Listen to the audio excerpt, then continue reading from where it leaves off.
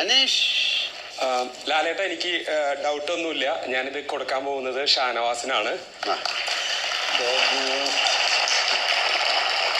കാരണം ഷാനവാസ് എന്ന് പറയുന്നത് എൻ്റെ ക്യാരക്ടറിന്റെ നേരെ ഓപ്പോസിറ്റ് ആയിട്ടുള്ള ക്യാരക്ടറാണ്. ഞാൻ കുറച്ച് സീരിയസ് ആയിട്ട് നിൽക്കുന്ന ഒരാളാണെങ്കിൽ ഷാനവാസ് എന്ന് പറഞ്ഞിട്ടുണ്ടെങ്കിൽ ഫണ്ണായിട്ട് കളിതമാശയൊക്കെ ഉണ്ടാക്കി എന്റർടൈൻ ചെയ്യിക്കുന്ന ഒരാളാണ്. അപ്പൊ ഇവിടെ വന്നിട്ട് സത്യം പറയുകയാണെങ്കിൽ ഞാൻ ഏറ്റവും അധികം ആദ്യ നാളുകളിൽ വഴക്കുണ്ടാക്കിയിരിക്കുന്നത് ഷാനവാസ് ആയിട്ടാണ്, ഓരോരോ കാര്യങ്ങൾക്കായിട്ട്.